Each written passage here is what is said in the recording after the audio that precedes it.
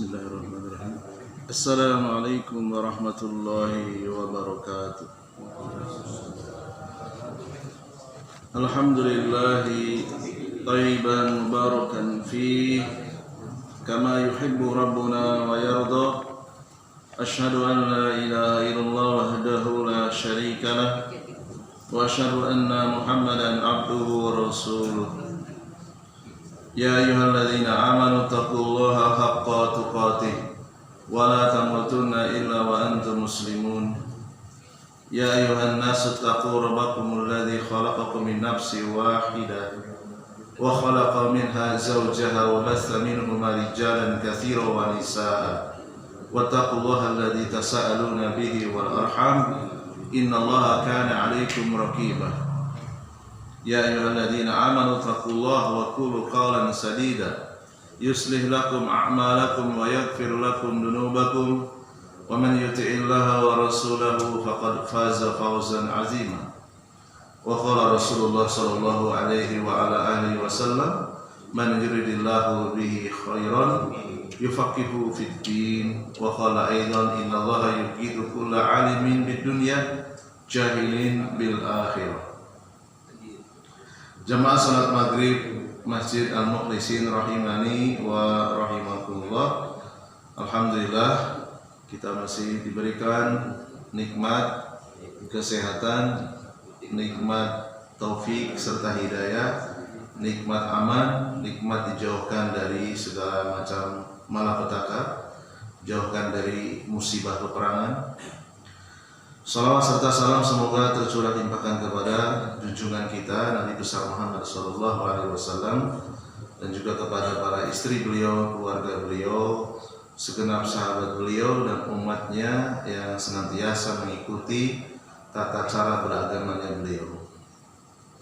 Dan semoga Allah SWT pada malam hari ini berkenan menurunkan ilmunya sehingga kita bisa mengamalkannya sebagai bekal untuk menghadapnya kelak. Pada kesempatan malam hari ini kita coba menyelesaikan sedikit lagi dari kitab kedua, yaitu Al-Qawaidul fil Aqidah wa Wasailu As-Salamati minha, perusak-perusak akidah dan cara menyelamatkan diri darinya, buah karya Syekh Abdul Aziz bin Baz rahimahullahu ta'ala. Qala al-musannifu rahimahullahu ta'ala di halaman yang ke-29, wa ba'dun nasi yahtafilu bi lailati nisfi min Sa'ban wa ya'malu fiha a'malan yataqarrabu biha rubbama ahya lailaha aw shama naharaha yaj'amu anna hadha qurbatun wa hadha la asla lahu wal ahaditsu fihi ghairu sahihatin bal huwa minal bid'ah. Sebagian manusia ada yang merusak akidahnya sendiri dengan mengamalkan yaitu pengkhususan malam nisfu Sa'ban, tanggal 15 Sa'ban, mendekatkan diri kepada Allah dengan i'tiqad, dengan keyakinan tanggal 15 Sa'ban itu malam yang spesial. Malamnya dengan membaca surat-surat tertentu dengan bilangan-bilangan tertentu, besoknya berpuasa. Maka kata penulis rahimahullah ta'ala, hadis-hadis yang berbicara tentang pengkhususan malam nisfu Sa'ban ghairu sahihatin, tidak sahih. La aslalahu, tidak ada asal usulnya. Bahkan peneliti hadis dari Universitas Muhammadiyah Surakarta, Dr. Samsul Hidayat, mengumpulkan hadis tentang keutamaan nisfu Sa'ban, malam tanggal 15, termasuk hadis-hadis yang palsu. Ya. Namun ketika kita beribadah di malam tersebut seperti ibadah-ibadah di malam yang lain, tidak ada pengkhususan, maka tidak ada masalah. Jadi mengkhususkan sesuatu butuh dalil yang bisa dipertanggungjawabkan, ya, baik dari Al-Quran maupun dari hadis Nabi Sallallahu Alaihi Wasallam. Wal jami'u fi hadha anna kulla syai'in min al-ibadati yuhdisuhu an-nasu wa lam ya'mur bihi ar-rasul sallallahu alaihi wasallam wa lam yaf'alhu wa lam yukirrahu fa huwa bid'atun. Secara ringkas, takrif atau definisi bid'ah yang mana kita sudah pelajari, bid'ah ini adalah amalan yang bisa merusak akidah selama di dalamnya tidak mengandung syirik akbar, hanya sebatas melemahkan akidah, mengurangi nilai kadar akidah seseorang. Pasti ada efek negatifnya, langsung maupun tidak langsung. Ya. Lalu pengertian bid'ah yang mungkin sebagian orang alergi mendengar kata-kata ini. Tentu ini sangat disayangkan. Kenapa? Karena Rasulullah SAW yang pertama kali mengucapkan kata-kata bid'ah. Beliau memperingatkan dalam rangka bentuk kasih sayang kepada umatnya. Jangan sampai umatnya terhambat masuk ke dalam surga karena banyak melakukan maksiat, yaitu berupa kebid'ahan. Definisi bid'ah sebagaimana juga yang diterjemahkan oleh Persyarikatan Muhammadiyah, demikian juga oleh penulis dalam kitab ini, makna bid'ah adalah anna kulla syai'in minal ibadati, segala macam yang dianggap ibadah, entah itu ucapan, i'tiqad, keyakinan, atau perbuatan, yuhdisuhun nasu, yang dibuat-buat oleh manusia. Berarti sebelumnya nggak ada. Ya. Kemudian penjelasan berikutnya apa? Lam ya'mur bihi ar-rasul sallallahu alaihi wasallam. Satu, syaratnya disebut bid'ah. Satu, tidak pernah diperintahkan oleh Rasulullah SAW. Sampai di sini saja? Enggak. Dua, lam yaf'alhu, tidak pernah diamalkan oleh Rasulullah SAW. Berhenti sampai di sini? Tidak. Lanjut, lam yukirrahu, tidak pernah ditakrir, ditetapkan oleh Rasulullah SAW. Ya, banyak yang memotong pengertian bid'ah hanya sampai pada kalimat yang pertama saja. Tidak pernah diperintahkan oleh Rasulullah. Itu kurang lengkap. Ya. Jadi ada tiga ya. Tidak pernah diperintahkan, tidak pernah diamalkan, tidak pernah ditetapkan oleh Rasulullah SAW. Ya. Kalau masih bingung juga, tanyakan kepada ahli ilmu. Kalau nggak mampu, tanyakan kepada ahli ilmu. Ya. Fas'alu ala dzikri in kuntum la ta'lamun. Jika kalian tidak mengetahui suatu perkara di dalam agama, fas'alu ala dzikri, tanyalah kepada ahli dzikri, ahli ilmu. Itu lebih selamat. Ya. Di anna Rasulullah SAW, karena Rasulullah SAW bersabda dalam sebuah hadis yang dikeluarkan Al-Imam Bukhari, nomornya 2697, Imam Muslim nomor 1718. Man ahdasa fi amrina hadza ma laysa minhu fahuwa raddun. Barang siapa yang membuat-buat di dalam urusan kami yang tidak ada landasannya, maka amalan tersebut fahuwa raddun, tertolak. Dan juga dalam hadis yang lain dikeluarkan Imam Muslim dari Aisyah radhiyallahu anha, nomor hadisnya 1718, man amila amalan laisa alai amruna fahuwa raddun. Barang siapa yang mengamalkan suatu amalan yang tidak ada petunjuknya dari kami, maka tertolak. Wa kana yaqulu fi khutbatil jum'ati, dan juga Rasulullah SAW sering mengulang-ulang dalam khutbah Jumatnya, bukan sekali dua kali, berulang-ulang. Wasyarul umuri muhdatsatuha, seburuk-buruk perkara adalah yang dibuat-buat oleh manusia. Wa kullu bid'atin dhalalah, dan setiap bid'ah itu sesat. Yahdharun nasu minal bid'ah, yahdharun nasa minal bid'ah. Rasulullah sering sekali memperingatkan kaum muslimin dari amalan-amalan bid'ah, amalan-amalan yang dianggap ibadah namun tidak ada perintahnya, tidak ada landasannya, tidak pernah dipraktekkan dan tidak pernah ditetapkan. Wa yad'uhum ila luzumi sunnati, dan Rasulullah mengajak kepada kaum muslimin agar berpegang teguh dengan sunnah. Fal wajibu ala ahli islami an yulzimul islama wa yastaqimu alaihi wa fi hadha kifayatuhum wa kamaluhum. Wajib bagi setiap orang yang mengaku dirinya muslim untuk berpegang teguh dengan sunnah, mencukupkan diri dengannya, karena itu sudah disempurnakan. Falaisu bihajatin ila bid'ain, kaum muslimin sama sekali tidak butuh kepada amalan-amalan bid'ah. Meskipun secara kasat mata seakan-akan itu menyatukan, gak apa-apa, yang penting bisa menyatukan. Hati-hati ini keraguan-raguan ya, yang dilontarkan oleh orang-orang yang tidak bertanggung jawab. Ya.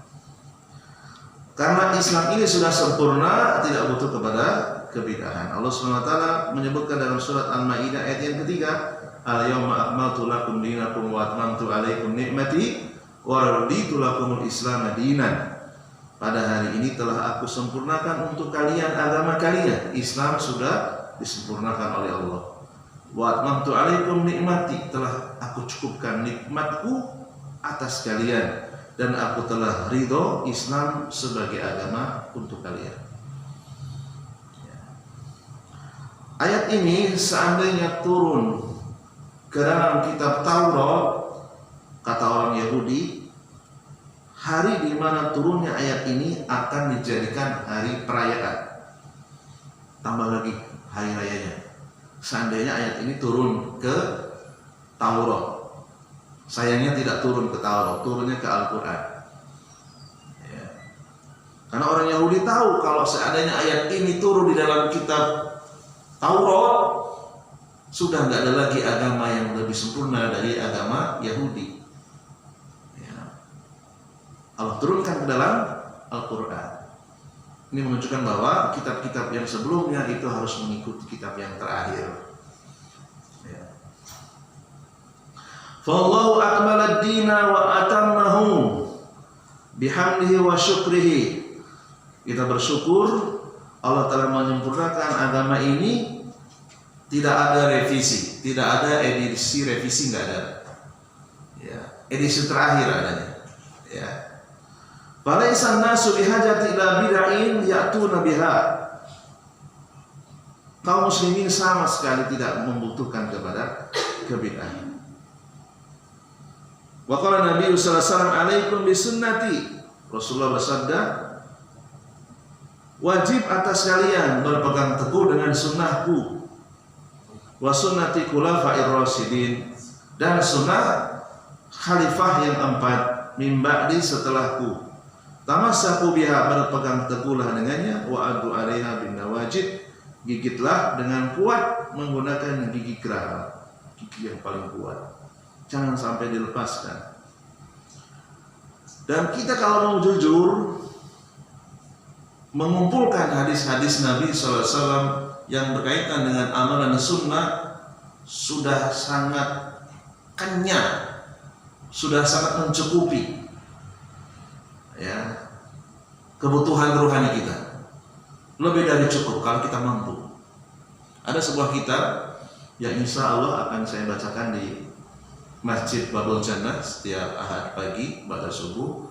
Judul kitabnya Al-Fusunnah fil laili wan nahar, fil yaumi wal lailah.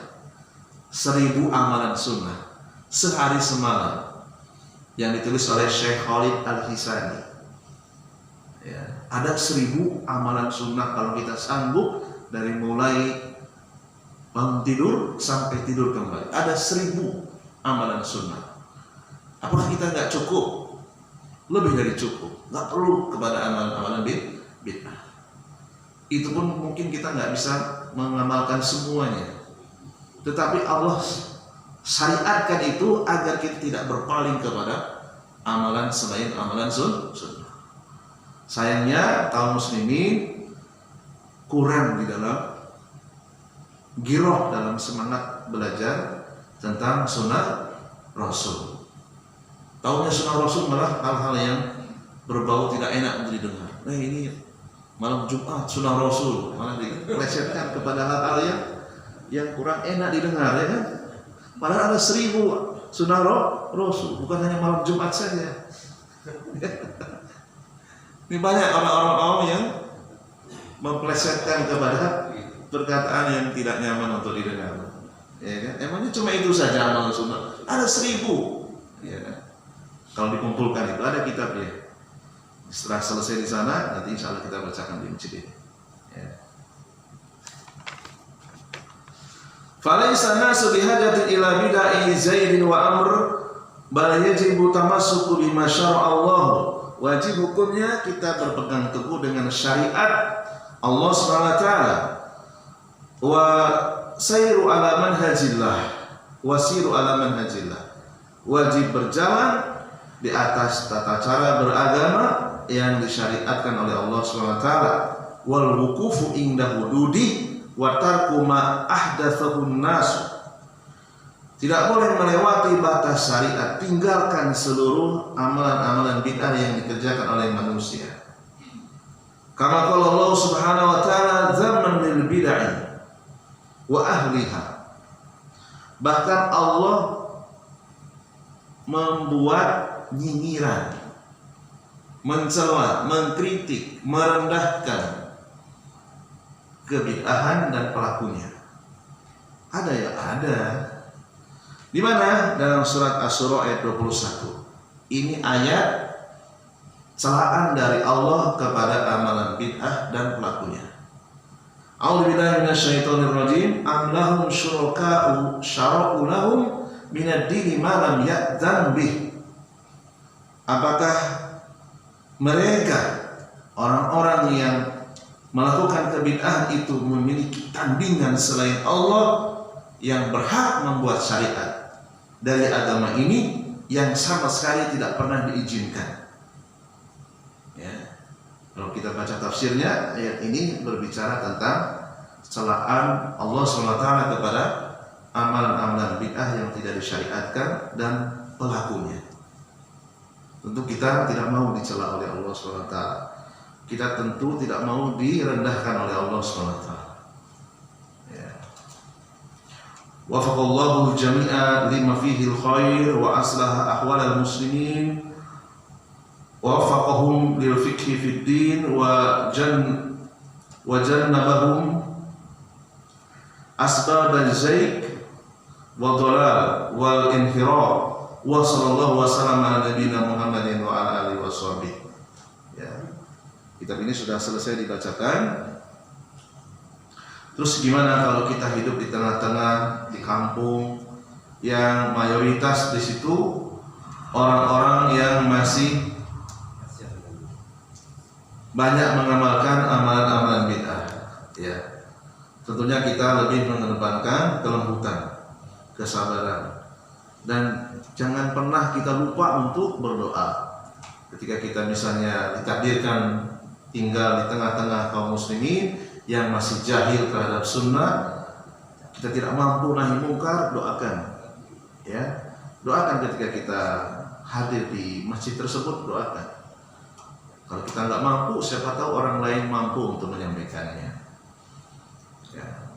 Kalau kita belum mampu memberikan nasihat, kita bisa menjauhi dengan halus, memberikan 1001 alasan tanpa konfrontasi, tanpa harus dengan bertengkar, gitu ya. Itu jalan yang paling selamat.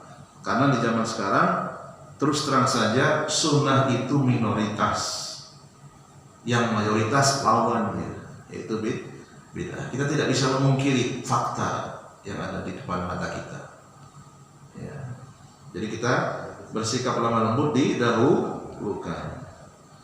Karena banyak orang-orang yang berusaha mengamalkan sunnah diponis oleh orang awam akhlaknya buruk. Ya. Untuk sekedar bersalaman saja kaku dengan jamaah kanan kirinya. Misalnya jika mau sholat kan ada masalah, ya kan? Itu kadang kaku. Ya, merasa eksklusif dan seterusnya. Justru itu akan menjauhkan masyarakat dari sunnah. Alhamdulillah sudah selesai kitab ini, ya, kitab yang kedua Al-Qawaidu fil Aqidah. Alhamdulillah. Kita lanjut ke kitab yang kedua, yang ketiga, Syarhu Al-Qawaidil Arba. Ya. Kitab ini kitab yang tipis, penjelasan 4 kaidah mengenal tauhid dan mengenal syirik. Ya. Saya bacakan mukadimah dari kitab ini. Kitab ini ditulis oleh Syekh Shalih Al-Fauzan bin Abdillah Al-Fauzan, hafizahullah ta'ala. Ya. Matan kitab ini pengarangnya Syekh Muhammad bin Abdul Wahhab rahimahullah ta'ala. Matan kitab ini penulisnya dijadikan rujukan di kitab panduan akidah yang dikeluarkan oleh peneliti pondok pesantren se-Indonesia di Persyarikatan Muhammadiyah. Ya, Syekh Muhammad bin Abdul Wahhab karya-karyanya banyak dijadikan referensi. Saya pernah ngecek itu. Terbitan Yogyakarta, ya, lembaga pengkajian materi pondok pesantren Muhammadiyah se-Indonesia. Adapun Syekh Shalih Al-Fauzan, beliau memberikan rekomendasi buku yang dijadikan buku utama di materi keislaman di Universitas Muhammadiyah Malang, Jawa Timur. Jadi ini sebenarnya sudah tidak asing lagi bagi masyarakat Indonesia. Mungkin saja sebagian kita baru saja mendengar, seakan-akan baru. Ya, ini bukan hal yang asing lagi dua nama ulama ini, ya. Yang satu sudah wafat, hidup pada tahun 1115 sampai 1206. Adapun Syekh Al-Fauzan, beliau umurnya sekitar 80 tahun, masih hidup, ya. Termasuk ulama senior di kerajaan Saudi Arabia. Baik, kita bacakan mukadimah dari beliau. Alhamdulillahi wa sallallahu wa sallam ala nabiyina Muhammadin wa ala alihi wa sahbihi wa ba'd. Fahada syarhu lil qawaidil arba'in. Ini adalah kitab berjudul Syarah Qawaidul Arba allati alafaha Syekhul Islam Al-Mujaddid Muhammad bin Abdul Wahhab rahimahullah ta'ala. Matan kitabnya karya Syekh Muhammad bin Abdul Wahhab. Li'annani lam ara man syarahaha fahabbtu an ashrahaha hasba was'i wa taqati. Dan aku belum melihat ada orang yang mensyarah kitab ini. Berarti ini beliau sudah tua umurnya, dulu jarang yang memberikan syarah kitab ini. Dan aku tertarik untuk memberikan penjelasan sesuai dengan kemampuanku. Wallahu ya'fu amma qasartu fihi. Dan semoga Allah memaafkan atas segala keterbatasanku. Qala al-mu'allifu Syekh Muhammad At-Tamimi rahimahullah ta'ala. Syekh Muhammad bin Wahhab lebih terkenal dengan Syekh Muhammad At-Tamimi, ya, nama Muhammad beserta nama moyangnya At-Tamimi. Bismillahirrahmanirrahim. As'aluhal karima Rabbal arshil azima an yatawallaka fid dunya wal akhirati. Dengan menyebut nama Allah yang Maha Pengasih dan Maha Penyayang, aku memohon kepada Allah yang Maha Karim, yang Maha Dermawan, Tuhan pemilik arsy yang sangat agung, an yatawallaka, agar Allah menjagamu fi dunya wal akhirah, baik di dunia dan di akhirat. Wa an yaj'alaka, dan semoga Allah menjadikan engkau, menjadikan Anda semua yang mendengarkan membaca kitab ini mubarakan aina ma kunta, termasuk orang yang diberikan keberkahan umur, keberkahan hidup dimanapun berada. Wa an yaj'alaka mimman idza utiya syakara, dan semoga Allah menjadikanmu termasuk orang yang apabila diberikan nikmat, nikmat kecil maupun nikmat yang besar, syakara, pandai untuk bersyukur. Wa idza ubtuliya, dan semoga Allah jadikan engkau ketika diberikan musibah sabar, mampu untuk bersabar. Wa idza adnaba, dan semoga Allah jadikan yang mendengar pembacaan kitab ini apabila jatuh dalam suatu dosa istighfar, segera untuk memohon ampun. Fa inna hadza as-salasa unwanus sa'adati. Inilah 3 tanda orang yang hidupnya pasti bahagia. Qala asy-syarih Syaikh Al-Fauzan hafizahullah ta'ala, 4 kaidah yang ditulis Syekhul Islam Muhammad bin Abdul Wahhab rahimahullah ta'ala. Ini adalah tulisan yang sangat singkat, biasanya ditulis bersamaan dengan kitab salah satu usul 3 landasan utama. Min ajli hajatin ilaiha litakuna fi mutanawali aidi talabatil ilmi, agar para penuntut ilmu mudah mendapatkan 2 kitab ini sehingga digabung. Wal qawaidu, qawaid ya. Qawaid itu jamu qaidatin, bentuk jamak dari qaidah. Sehingga dalam bahasa Indonesia kaidah. Kaidah itu berasal dari bahasa Arab. Saya nggak mau dengan Arab, saya nggak mau yang berbau Arab. Terus diganti apa kaidah itu? Patokan, ya. Patokan, prinsip, gitu ya, silakan. Ya, tapi nggak bisa menghindar betapa banyak buku-buku bahasa Indonesia di situ ada kalimat kaidah-kaidah. Itu dari bahasa Arab itu. Jadi orang yang anti Arab dia harus menghapus seluruh perbedaan kata bahasa Indonesia yang berasal dari bahasa Arab. Sanggup nggak? Ya. Nggak bisa kita menghindari dari bahasa Arab. Wal qaidatu, qaidah itu sendiri adalah al aslul ladzi yatafarra'u anhu masailun katsiratun aw furu'un katsiratun. Kaidah itu maknanya adalah akar yang tumbuh dari akar tersebut batang dan cabang-cabang yang banyak. Jadi kaidah itu akar. Kalau akarnya rusak, maka yang di atasnya juga rusak. Akarnya busuk, yang di atasnya juga busuk. Wa madmunu hadhihi al-qawaid al-arba'i allati dzakaraha asy-syaikh rahimahullah ta'ala, inti dari kitab ini adalah ma'rifatu tauhidi wa ma'rifatu syirki, yaitu memahami tauhid dan syirik dengan cara yang ilmiah. Wa ma hiya al-qaidatu fi tauhid wa ma hiya al-qaidatu fi syirki. Bagaimana kita memahami tauhid dan syirik dengan benar, dengan mengikuti salaful ummah, mengikuti pendahulu yang soleh. Para sahabat mempelajari tauhid, mempelajari syirik, kemudian dirangkum oleh para ulama, diekstrak sehingga dituang dalam kitab ini. Jadi kita tenang, kita sedang belajar tauhid, belajar syirik sesuai dengan pemahaman orang-orang yang dijamin masuk surga. Siapa? Para sahabat. Tenang kita.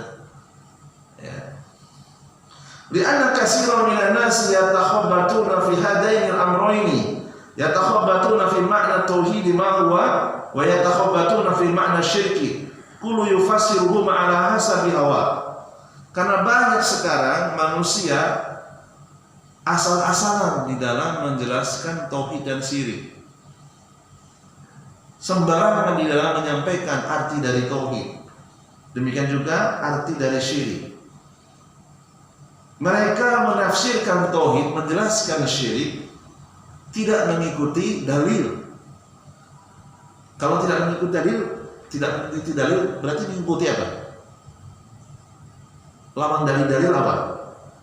Hawa nafsu. Jadi ilmu apapun yang berkaitan dengan agama Islam, kalau tidak mengikuti dalil berarti mengikuti apa? Hawa nafsu. Gak mungkin selain dalil, bukan hawa nafsu, pasti mengikuti hawa nafsu. Ya. Mengikuti selera. tidak mengikuti dalil.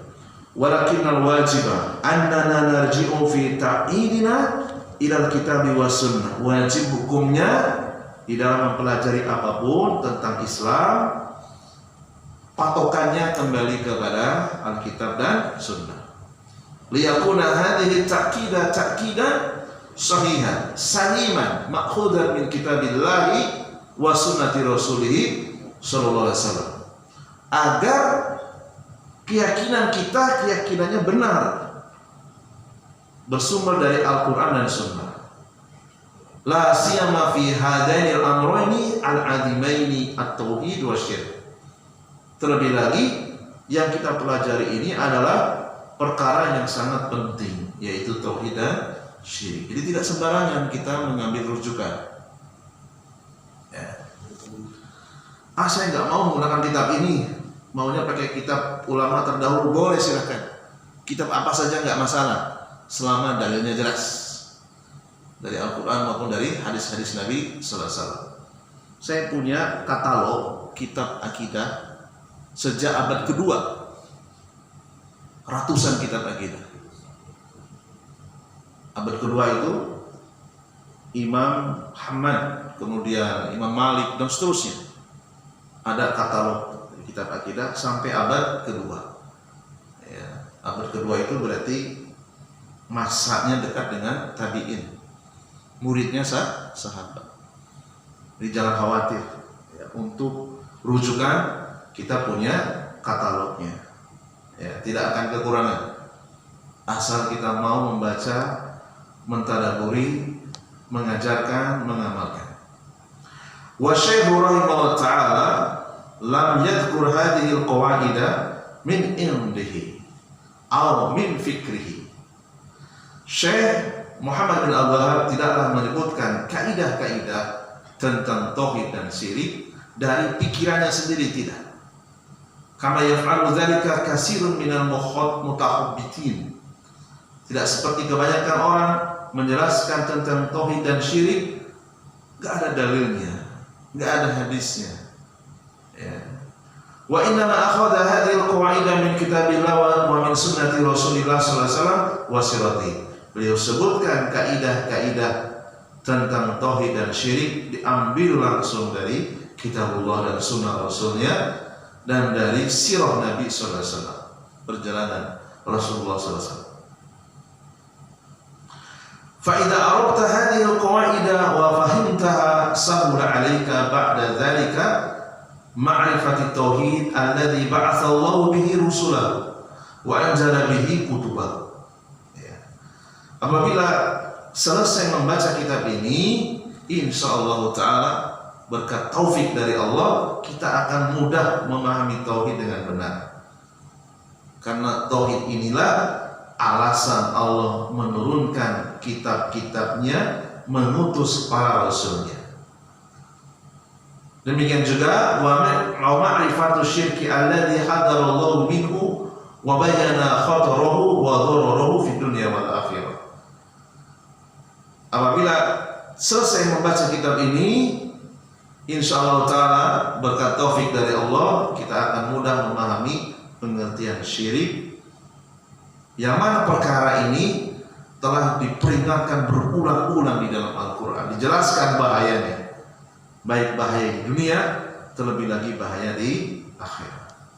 Wa hadza amrun muhimun jiddan, sehingga ini adalah pelajaran yang muhim jiddan, yang sangat penting, yang kalau seseorang muslim tidak pernah mendapatkannya, cilaka 12 ya, bahaya besar. Wa huwa al-jama' 'alaika min ma'rifati ahkami shalat wa zakat wal ibadati wa sa'iril umuri binniyati. Kita diwajibkan untuk mengetahui hukum-hukum tentang salat, fikih zakat, fikih ibadah. Li'anna hadha huwa al-amru al-awwali wal asasu. Li'anna as-salata wa zakata wal hajja wa ghairaha min al-ibadati la tasihhu idza lam tubna 'ala asli aqidati as-sahihati wa hiya at-tauhidul khalis lillahi azza wa jalla. perkara-perkara yang disebutkan tadi, fikih sholat, fikih zakat, fikih ibadah. Akan tetapi dari semua itu, pelajaran yang paling pertama dan paling mendasar ya, adalah tauhid. Kenapa? Seseorang alim, seseorang itu menguasai teori sholat, menguasai teori zakat, menguasai teori haji, menguasai teori ibadah yang lain, dan mampu mengamalkannya. Tidak akan sah kalau seseorang itu belum belajar tauhid, kalau seseorang itu tidak dibangun di atas akidah yang benar. Ya. Dia ahli menguasai teori tentang puasa, zakat, haji, tetapi nol di dalam mengetahui tentang tauhid, maka dikhawatirkan ibadahnya tidak dibangun di atas akidah yang benar. Karena nggak ada orang yang memiliki akidah yang benar dengan cara kebetulan, nggak ada. Dengan cara otodidak, nggak ada. Ratusan sahabat akidah mereka akidahnya lurus dengan sebab apa? Belajar kepada Rasulullah SAW. Tidak dengan otodidak, tidak dengan coba-coba. Ya. Berapa menit lagi sampai menjelang Isya? 10 menit lagi. Ya. Wa qad qaddama rahimahu ta'ala li hadhihi al-qawaid al-arba'i bi muqaddimatin 'azimatin fiha ad-du'a li talabatil ilmi. Penulis rahimahullah ta'ala, beliau memulai kitabnya dengan muqaddimah yang sangat indah, yaitu doa untuk para penuntut ilmu, termasuk saya penuntut ilmu.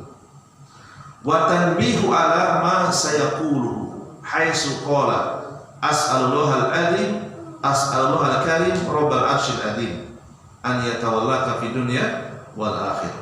Nah, ini boleh dijadikan contoh kalimat ketika berdoa karena mengandung nama dan sifat Allah. Misalnya Anda dimintai masyarakat sudah berdoa, nah, boleh kita contoh kalimat doa ini. As'alullah al-karim rabbal arsyil azim. Kita ganti. Nas'alullah al-karim rabbal arsyil azim. An yatawallaka ganti. Karena kita diperintah di tengah-tengah masyarakat. An yatawallana ya, fid dunya wal akhirah. Aku memohon kepada Allah yang maha agung, yang maha karim, Tuhan pemilik arsy yang agung. Semoga Allah menjaga kita semua di dunia dan di akhirat. Wa an yaj'alaka ganti. Wa an yaj'alana. Semoga Allah menjadikan kita semua mubarakan diganti. Mubarikina, orang-orang yang diberkahi. Aina ma kunta diganti. Aina ma kunna, dimanapun kita berada. Wa an yaj'alaka ganti. Wa an yaj'alana. Dan semoga Allah menjadikan kita mimman idza, termasuk orang yang idza u'tiya diganti. Idza u'tina syakarna. Jika kita diberikan nikmat sedikit atau banyak, kita termasuk orang yang pandai bersyukur. Wa idza ubtulina sabarna. Dan jika kita diberikan musibah, kita mampu bertahan, bersabar. Wa idza adnabna, dan jika kita jatuh dalam dosa, khilaf, istighfarna, kita memohon ampun kepada Allah. Fa inna hadza as-salasa hiya unwanus sa'adah. Inilah 3 tanda orang yang bahagia. Kata Syekh Abdurrahman Al-Barra, pensyarah kitab salah satu usul, manusia itu tidak bisa lepas dari 3 siklus. Ya, siklus yang pertama yaitu dapat nikmat. Ya, siklus yang kedua apa? Dapat musibah. Siklus yang ketiga jatuh dalam dosa. Siapapun dia, entah orang awam ataupun orang alim, entah dia ulama atau orang pelajar, sama saja. Yang membedakan kadarnya hanya Rasulullah saja yang mengalami 2 siklus. Apa siklusnya? Mendapatkan nikmat mendapatkan musibah. Rasulullah masuk terbebas dari dosa. 2 siklus saja. Adapun selain Nabi, para sahabat, para tabi'in, para tabi'in termasuk kita, itu akan mengalami 3 siklus, entah dalam 1 hari, dalam pekan, dalam bulan, dalam tahun. Ya, maka orang yang paling bahagia, orang yang paling bejo, kata orang Jawa, ya, orang yang paling bagja, kata orang Sunda, yaitu orang yang memiliki 3 tanda tadi. Ketika dikasih nikmat, bersyukur. Ketika diberi musibah, bersabar. Ketika jatuh dalam kesalahan, segera meminta maaf kepada orang yang kita zalimi, atau kita bertobat kepada Allah karena kita meninggalkan kewajiban atau melaksanakan maksiat. Barangkali ini saja dulu mukadimah yang bisa dibacakan. Insyaallah kita lanjut pada pertemuan yang akan datang. Kita tutup dulu, barangkali ada sesi tanya jawab. Semoga Allah bihamdika asyhadu an la ilaha illa anta astaghfiruka wa atubu ilaik.